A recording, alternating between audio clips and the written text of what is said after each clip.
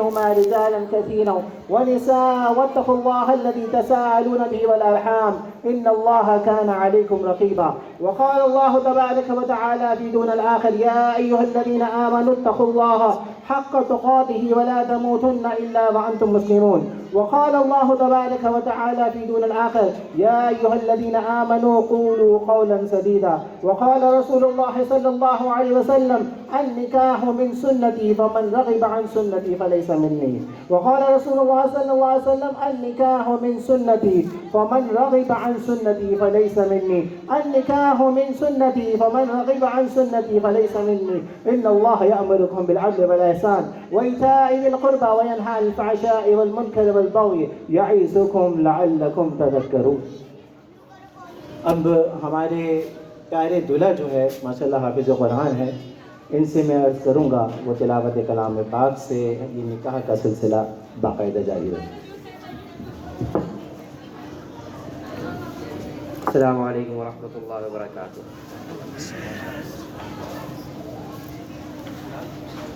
أعوذ بالله من الشيطان الرجيم. بسم الله الرحمن الرحيم.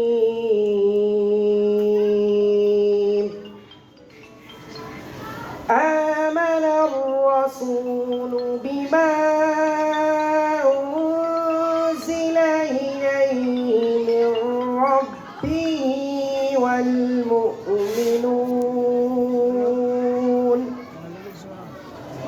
كل آمن بالله وملائكته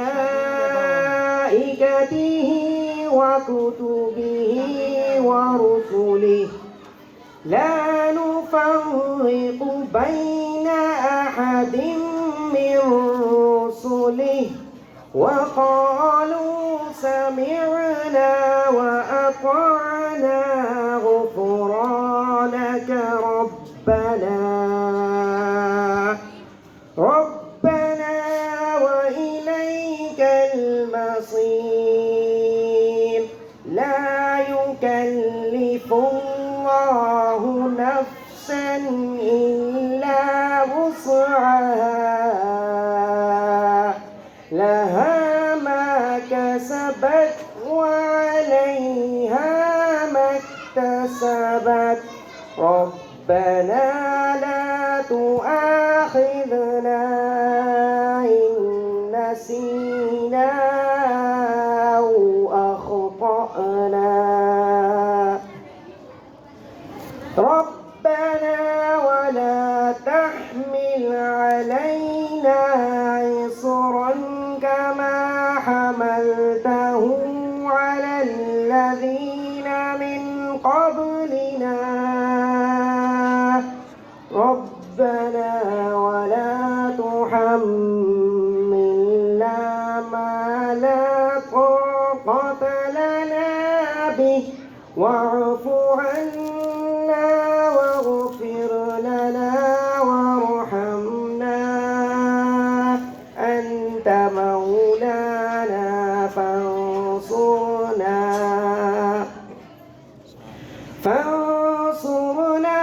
على القوم الكافرين. صدق الله العظيم. सुभान अल्लाह माशाल्लाह। बहुत खूबसूरत अंदाज में जिस तरह हमारे दूल्हा खूबसूरत हैं इस तरीके से हमारे दूल्हा की आवाज़ भी बड़ी खूबसूरत है माशाल्लाह। ये निकाह का सिलसिला चल रहा है और सब मिलके दूल्हा साहब हमारे साथ पढ़िए और सब मिलके पढ़िए ला इलाहा इल्लल्लाह मुहम्मदुर ला इलाहा इल्लल्लाह मुहम्मदुर रसूलुल्लाह। अशहदु अन ला इलाहा इल्लल्लाह वहदहु ला शरीक लहु व अशहदु अन्ना सय्यदना व मौलाना मुहम्मदन عبدہ ماشاء اللہ کلمہ شریف سے تلاوت کلام پاک سے ہم نے خطبے کا اور نکاح کا سلسلہ آغاز کیا. دیکھیں اللہ رب العالمین نے ہر انسان کی جوڑی بنائی اور سب سے پہلے اللہ نے حضرت آدم علیہ السلام کو دنیا میں بھیجا. یہ سب جانتے ہیں کہ آدم علیہ السلام کو جب دنیا میں بھیجا تو آدم علیہ السلام کو بنانے کے لیے اللہ رب العالمین نے زمین سے مٹی منگوائی. یہ سب جانتے ہیں. اللہ نے آدم علیہ السلام کے لیے مٹی منگوائی. اماں ہوا کے لیے مٹی کیوں نہیں منگوائی؟ اماں ہوا کے لیے مٹی نہیں منگوائی. اللہ رب العالمین نے آدم علیہ السلام کی پسلی سے اماں ہوا کو بنایا. اماں ہوا کے لیے بھی اللہ رب العالمین مٹی منگوا سکتا تھا. زمین میں کوئی مٹی کی کمی تھوڑی تھی. اب اللہ رب العالمین نے اماں ہوا کے لیے مٹی نہ منگوایا بلکہ آدم علیہ السلام کی پسلی سے بنایا. اس میں کیا حکمت ہے حضرت؟ اور بات یہ ہے، سوال یہ پیدا ہوتا ہے، اللہ نے گھٹنے سے نہیں بنایا اماں ہوا کو. اور قرآن پاک میں آتا ہے یا ایھا الناس اتقوا، میں نے ابھی خطبے میں جو وہ آیت پڑھی، یا ایھا الناس اتقوا ربکم الذی خلقکم من نفس واحدہ. اللہ نے ایک واحد کو پیدا کیا، وخلق منھا زوجھا، اسی میں سے اس کی بیوی کو پیدا کیا اور اس میں سے ڈھیر سارے اللہ رب العالمین نے بنا دیے. اور حدیث شریف میں آتا ہے کہ اللہ رب العالمین مرد کی پسلی سے عورت ہوتی ہے، بیوی جو ہوتی ہے نا مرد کی پسلی سے آتا ہے بنتی ہے. تو اب اللہ رب العالمین نے مرد کی پسلی سے کیوں بنایا؟ اس میں کیا حکمت ہے؟ کیونکہ رب کائنات کی ہر چیز میں حکمت ہوا کرتی ہے، کیونکہ وہ سب سے بڑا حکیم ہے. گھٹنے سے نہیں بنایا، ٹخنے سے نہیں بنایا، پاؤں کے جو نچلا حصہ پنڈلیوں سے نہیں بنایا، کندھے سے نہیں بنایا اور جو ہے سر سے نہیں بنایا. تو اس کی حکمت جاننا چاہتے ہیں تو کہیے سبحان اللہ.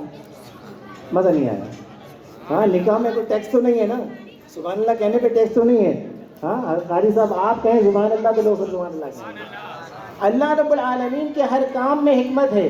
رب العالمین اگر گھٹنے سے بناتا، اگر پنڈلیوں سے بناتا، اگر وہ ٹخنے سے بناتا تو ہوتا یہ ہے کہ مرد یہ سوچتا کہ یہ عورت تو کچھ بھی نہیں ہے، اس کی حیثیت تو کچھ بھی نہیں ہے، ہاں یہ تو بالکل پاؤں کی وہ ہے. تو اللہ رب العالمین نے نہ کندھے سے بھی نہیں بنایا، کندھے سے نہیں بنایا، سر کی ہڈی سے بھی نہیں بنایا، اس لیے کہ اگر سر کی ہڈی سے بناتا تو سر پہ چڑھ جاتی. اللہ نے پسلی سے بنایا. یہ استاد صاحب ہمارے استاد صاحب جب یہ حدیث بتا رہے تھے نا، حدیث پسلی والی حدیث جب فرما رہے تھے تو استاد صاحب سے جب عرض کیا گیا کہ حضرت کیا معاملہ ہے، اللہ رب العالمین نے پسلی سے کیوں بنایا، تو استاد صاحب نے بڑا پیارا جواب دیا. اور جواب سننا چاہتے ہیں تو کہیے سبحان اللہ. بابا سبحان اللہ. بات یہ ہے پسلی دل کے قریب ہے. ہاں اللہ کی حکمت یہ ہے کہ بیوی تمہاری جو ہے تمہاری پسلی سے ہے، لہٰذا دل کے قریب ہونا چاہیے، دل کے قریب ہونا چاہیے. اور دوسری بات اس میں یہ ہے کہ رب کائنات نے دل سے پسلی سے اس لیے بنایا کہ نہ نیچے ٹخنے کے قریب، نہ گھٹنے کے قریب، نیچے بھی نہیں کیا، نہ سر پہ چڑھایا، بلکہ عورت کو عزت دی، برابری کی عزت دی ہے.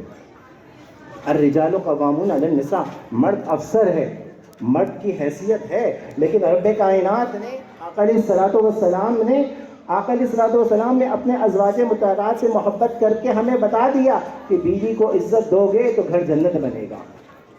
جس گھر میں اگر شوہر اور بیوی میں عزت ہے، محبت ہے، تو وہ گھر، آپ یہ دیکھا ہوگا کہ 20-25 سال کی بچی کی عمر میں شادی ہوتی ہے. 20-25 سال کی عمر آپ اگر مشاہدہ کریں گے تو وہ جب اس کی جب شادی ہو رہی ہوتی ہے نا تو وہ ظاہر ہے 20-25 سال جس گھر میں آپ رہے ہوں، 20-25 سال کے بعد جہاں سے آپ روانہ ہوں گے تو اس وقت آنکھوں سے اشک بار ہوتا ہے. گھر والے بھی رو رہے ہوتے ہیں، ماں باپ بھی رو رہے ہوتے ہیں، بہن بھائی بھی رو رہے ہوتے ہیں. لیکن جس گھر سے وہ جا کر اپنے شوہر کے گھر پر جب اس کو محبت ملتی ہے، اس کو عزت ملتی ہے، اس کو وہ اہمیت ملتی ہے، تو جب وہ گھر سے واپس اپنے ماں کے گھر جاتی ہیں نا تو اس کو وہاں سکون نہیں ملتا. کیوں کہ جس گھر میں میاں بیوی میں محبت ہوتی ہے اس گھر میں جنت ہی جنت ہے. اب آقا حضرت آدم علیہ السلام کو جب اللہ رب العالمین نے پیدا کیا اور حضرت حوا کو حضرت آدم کی پسلی سے پیدا کیا اور جب ان کا نکاح ہوا نا تو اب یہ ہے ہمارے حسن بھائی جو ہے وہ 1 لاکھ روپے حق مہر دے رہے ہیں. اب حضرت آدم علیہ السلام نے حضرت حوا کو حق مہر کیا دیا؟ اب وہ جنت میں تھے نا، جنت میں نکاح ہوا ہے نا. اب جنت میں تو یہ ہے کہ جو چاہو مل جائے گا. جنت میں یہاں تو پیسوں کی اہمیت ہے، یہاں پر پیسہ ہم کرتے ہیں، پیسے کے لیے بہت کچھ کرتے ہیں، پیسے کے لیے ہم بہت کچھ کر لیتے ہیں، لیکن وہاں پہ جنت میں کریں گے کیا؟ جنت میں اگر جو جب انشاءاللہ حضور کے صدقے ہم جنت میں جائیں گے نا، تو ہم جو چاہیں گے حضور کے صدقے وہ ملے گا. اور وہاں پہ اس زمانے میں بھی یہی تھا کہ جو بندہ چاہتا تھا، حضرت آدم حضرت حوا جو چاہتے تھے وہ مل جاتا تھا. تو اب ان کو پیسے کی تو ضرورت نہیں تھی. اب وہاں پر اللہ رب العالمین نے حضرت آدم کو حکم دیا، حضرت حوا کے لیے حق مہر یہ کہ 20 مرتبہ میرے محبوب، رب کے محبوب، سب کے محبوب صلی اللہ علیہ وسلم پر درود پڑھو. یہ حق مہر تھا کہ آقا علیہ الصلوۃ والسلام پر 20 مرتبہ درود پڑھ لو، یہ تمہارا حق مہر ہو جائے گا. کیونکہ جنت میں جو کچھ اہمیت ملتی ہے، جنت میں جو کچھ نعمت ملتی ہے، جنت میں جو چاہیں گے وہ ملے گا، لیکن جو فضیلت درود کی برکت سے ملتی ہے، جو اہمیت درود کی برکت سے ملتی ہے،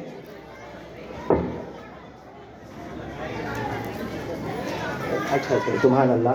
تو میں بھی نبی کی شان عرض کر رہا تھا. اب ماشاء اللہ ہمارے حسن بھائی کے دوست اور ہمارے بھی بھائی، ہمارے بھی انشاءاللہ دوست ہو جائیں گے، وہ نعت رسول مقبول صلی اللہ علیہ وسلم پیش کریں گے، پھر نکاح کا سلسلہ ہم آگے لے کے چلیں گے.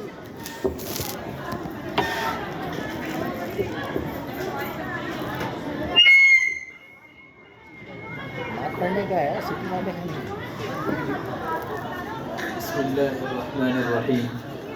السلام علیکم ورحمۃ اللہ وبرکاتہ. وعلیکم السلام ورحمۃ اللہ. ایک نعت رسول مقبول صلی اللہ علیہ وسلم آپ حضرات کے سامنے پیش کروں گا. ماشاءاللہ بہت مبارک مجلس ہے، بہت مبارک محفل ہے کہ دو خاندان محبت کے رشتے میں جوڑ رہے ہیں. جب ہم بات محبت کی کر رہے ہیں تو محبتوں کے سلطان حضرت محمد صلی اللہ علیہ وسلم کا تذکرہ ایسی محفل میں نہ ہو، کیا خیال ہے؟ وہ نہیں ہو سکتا. تو ایک کلام میں آپ حضرات کو سنانا چاہتا ہوں. شاعر نے کہا، اور یہ کلام ایسا ہے، ایک چھوٹی سی تمہید باندھنا چاہتا ہوں. کلام یہ ایسا ہے کہ شاعر نے اپنے دل کا حال بیان کیا، ایک طرح سے اس نے اپنا درد بیان کیا الگ انداز میں. گویا اس نے اللہ کے نبی کے عشق میں ڈوب کر اس کلام کو لکھا. حقیقت یہی ہے نبی آپ کو میں نے دیکھا نہیں ہے. ہاں یہ بات سچ ہے، حقیقت یہی ہے نبی آپ کو میں نے دیکھا نہیں ہے. نہ دور محمد میں پیدا ہوا میں، نہ ساتھی سفر کا کبھی بن سکا میں، نہ آقا کی آواز تک سن سکا میں، نہ غزوات میں مشرکوں سے لڑا میں، نہ ہجرت کی لذت ہوئی مجھ کو حاصل، نہ ہو پایا انصار کی صف میں شامل. نبی آپ جس دم تھے